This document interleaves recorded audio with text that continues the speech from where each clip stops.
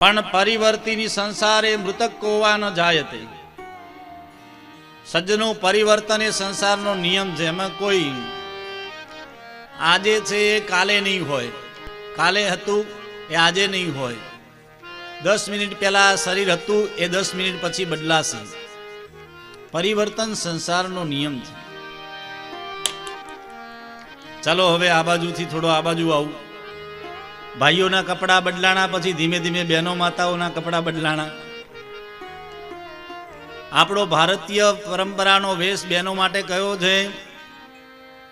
સાડી. આપણો તો અહીંનો સાડલો. પણ પછી તો બહેનો માતાઓ નોકરી કરવા લાગી. એમને સ્કૂટર ચલાવવાનું, એમને ગાડી ચલાવવાની, એમને પણ કામ ઉપર જવાનું. એટલે પછી શું થયું? એ પણ ડ્રેસ પહેરવા લાગ્યા. એક વ્યવસ્થા, સમય પરિવર્તન થતો જાય એમ વ્યવસ્થા વધતી જાય.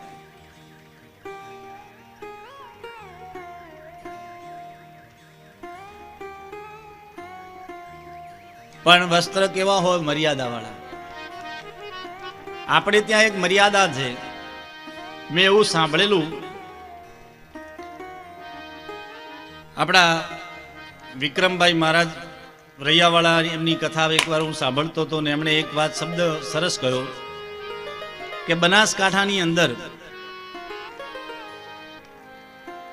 કોઈ ગાડી જતી હોય, બેન માતા ખેતરમાં કામ કરતી હોય અને જો ગાડીનું હોર્ન વાગે તો પેલી બેન માતા માથે ઓઢે, તરત માથે ઓઢે. મેં કીધું વાહ, બહુ સારું. એક મર્યાદા છે. પણ સજ્જનો, ધર્મની દ્રષ્ટિએ કદાચ તમને કહું ને,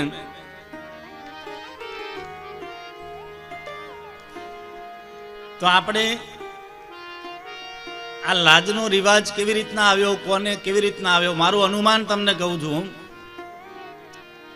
આ લાજનો રિવાજ કેવી રીતના આવ્યો મેં સંતો પાસે, ગુરુજનો પાસે સાંભળ્યું. એટલે તમને એમ થાય કે બીજે બધે નથી, પણ આપણે કેમ લાજ છે એમ થાય ને.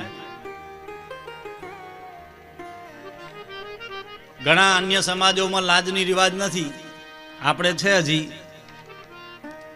પણ સાંભળજો બધા ધ્યાનથી, લાજનો રિવાજ ક્યાંથી આવ્યો હશે? લાજનો સીધો અર્થ સમજીએ તો લાજ એટલે મર્યાદા. જોજે હો, અમારી લાજ રાખજે, આપણે કહીએ છીએ ને. લાજ એટલે મર્યાદા. આપણે વડીલોની મર્યાદા રાખીએ છીએ. પણ તમે ક્યારે રામાયણ સિરિયલ જોઈ હશે? હમણાં પાછી સોની ચેનલ ઉપર ચાલુ થઈ જાય.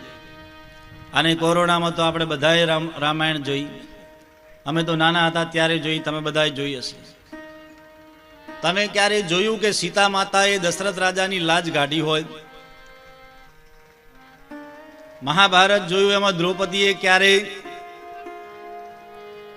ધૃતરાષ્ટ્રની લાજ કાઢી હોય એવું ક્યારે જોયું? કોઈ શાસ્ત્રમાં ક્યાંય લખ્યું નથી કે કોઈ વડીલની લાજ કાઢવી. પણ આ લાજનો રિવાજ ક્યાંથી આવ્યો સાંભળજો. આપણા ભારત રાષ્ટ્રની અંદર અમુક વર્ષો પહેલા અમુક વિધર્મીઓએ, આક્રાંતાઓએ આક્રમણ કર્યું આપણા દેશ ઉપર. અને આપણા દેશના અનેક દેવી દેવતાઓના મંદિરોનો એમણે વિધ્વંસ કર્યો. અને આપણી બેન માતાઓ, સ્ત્રીઓ ઉપર અત્યાચાર કરવા લાગ્યા. એમનું રાજ્ય આવ્યું. એ જ્યારે રાજ્યાસન કરતા હતા ત્યારે આપણી બેન માતાઓ પર કુદૃષ્ટિ નાખતા. તો આપણા વડીલોએ વિચાર કર્યો કે બહેનો માતાઓ, તમારે એક કામ કરવાનું, તમે બહાર જાઓ ને તો તમારે માથે ઓઢીને જવાનું. એટલે સામે કોઈ વ્યક્તિ તમારી સામે કુદૃષ્ટિ કરે નહીં. બહેનો માતાઓ આ સિસ્ટમથી ચાલુ. માતાઓને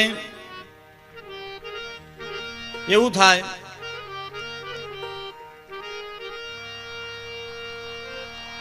કઈ કોણ જોવે છે, એટલે માથે ના ઓઢે. પણ વડીલને જોઈ જાય ને કોઈને, એટલે તરત ઓઢી લે કે ભાઈ આપણો આ નિયમ છે. બધાએ નિયમ કર્યો છે કે માથે ઓઢવું. કેમ? કે પેલા દુષ્ટ બુદ્ધિવાળા આપણી ઉપર કુદ્રષ્ટિ ખરાબ દ્રષ્ટિ ન નાખે બહેનો માતા ઉપર. આ મેં સંતો પાસે, વડીલો પાસે, ગુરુજનો પાસે સાંભળ્યું એ વાત તમારી આગળ મૂકું છું. એટલે વડીલને જોવે ને એટલે તરત માથે ઓઢી લે કે હમણાં વટશે. લાજનો નિયમ આટલા માટે હતો. પણ અત્યારે આપણે એમ માનીએ કે ના, મોટાની લાજ રાખવી પડે. પણ ગાઢ આટલો મોટો ઘૂંઘટો અને બોલે આ લાજ હે સાસુ સસરાને આવડી આવડી સંભળાવે. સાસુ સસરાની વડીલોની મર્યાદા રાખો એ જ લાજ છે. તમે માન ન રાખો, મર્યાદા ન રાખો. સીતાજીની મર્યાદા જુઓ. જ્યારે રામ રાજ્યાભિષેક ઉપર રાજા થવાના હતા અને રાજાને રામને બીજે દિવસે વનવાસ મળ્યો. જો સીતાજી ધારોત તો બોલોત ને, ઝઘડો કરત ને. પણ સીતાજી બોલ્યા આ લાજ, આ મર્યાદા.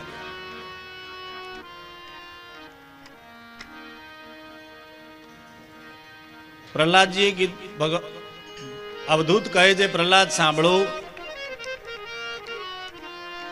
હવે તો આપણા સમાજમાં ધીમે ધીમે લાજનું ઓછું થવા લાગ્યું છે બધા.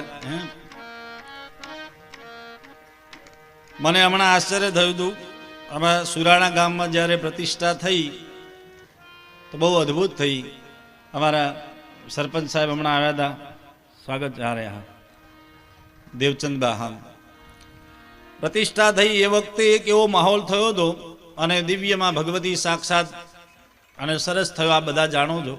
દેખાયું કે એ વખતે ખબર નહીં કોઈ માતા બેન લાજ કાઢી એવું મેં જોયું જ નથી. તમે વિડીયો જોજો, બધા યુટ્યુબમાં લાઈવ છે. પણ એ વખતે ખબર નહીં, પણ મારો આ વિચાર જે હતો ને એ કંઈક અસર કરી ગયો હશે. આજે તો ભારતની અંદર ભગવાન રામ વધારી રહ્યા છે. આજે ભારતની અંદર કોઈ દુષ્ટ બુદ્ધિ વિકારો વાળા નહીં, કોઈની તાકાત છે કે આપણી સામે કુદ્રષ્ટિ કરે. એક સમય હતો કે જ્યારે આપણી ઉપર બહેનો માતા ઉપર કુદ્રષ્ટિ કરતા, એટલે આપણે આ રિવાજ રાખેલો કે પેલા વિધર્મીઓ કુદ્રષ્ટિ ન કરે અને બહેનો માતાઓનું અપમાન ન કરે, એટલે આપણે લાજ રાખતા હતા. પણ લાજ જો રિવાજનો વિરોધ નથી કરતો, પણ લાજ રાખજો ખરા હો મોટાઓનો. હા, નહીં તો જોવા મળે છે હો સમાજમાં લાજ આટલી કાઢે અને અંદર અંદરથી તો એવી બોલતા હોય સાસુ સસરાને. હા, પુણ્યવાચન. હા, બોલો શ્રી કૃષ્ણ કનૈયા લાલ કી જય. ભગવતી શ્રી શ્રી ગૌ માતા કી જય. પ્રહલાદજી અવધૂત કહે છે, પ્રહલાદ સાંભળો, સદાચારનો એક નિયમ છે, સંસારની અંદર રહી બહુ ધન કમાવું. 4 પુરુષાર્થ છે ને આપણા.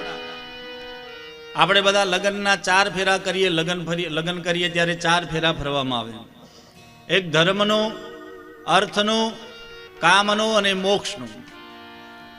મનુષ્યએ પ્રયત્નપૂર્વક ધર્મ કરવો જોઈએ.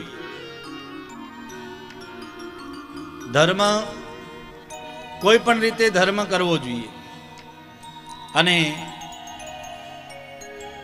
ભગવતી ગૌ માતાની સેવાથી મોટો ધર્મ કયો? અર્થ, સંસારના વ્યવહાર, કુટુંબનું પાલન પોષણ, ભરણ પોષણ, સમાજમાં પ્રતિષ્ઠા, માન પ્રતિષ્ઠા, વ્યવહાર માટે સારું કામ કરી અને અર્થ કમાવો જોઈએ, ધન કમાવવું જોઈએ. જે પણ ધન આપણા પુરુષાર્થથી, ભાગ્યથી, ભગવાનની કૃપાથી મળે એ ધનને ભોગવવું પણ જોઈએ અને છેલ્લે મોક્ષ મળે એના માટે પ્રયત્ન કરવો જોઈએ. પણ અત્યારે બે પુરુષાર્થ રહ્યા, અર્થ અને કામ. બાપુ ધર્મ અને મોક્ષ નીકળી ગયા. ધર્મનો કોઈને ટાઈમ નથી, મોક્ષની કોઈને પડી નથી. પૈસા કમાવો અને ભોગવો, આ 2 જ અર્થ રહ્યા. પણ સજ્જનો યાદ રાખો, ધર્મ, અર્થ, કામ અને મોક્ષ, આ ચારે પુરુષાર્થ સમાન રહેવા જોઈએ. રોજે રોજ નિત્ય દિનચર્યામાં આવવા જોઈએ. હું સવારમાં ઉઠી ભગવાનનું પૂજન કરો, ભગવાનની સેવા કરો, ભગવાનનું મંદિર રાખો, ભગવાનની આગળ સેવા પૂજા કરો, મંદિરે જાઓ. અને એક નિયમ કાયમી રાખો કે રોજ એક દેવ મંદિરે દર્શન કરવા. જે નજીક પડે, જે ભગવાન કે જે માતાજીમાં તમે માનતા હો એ દેવ મંદિરે રોજ નિયમ રાખો, રોજ દર્શન કરવા જાઓ.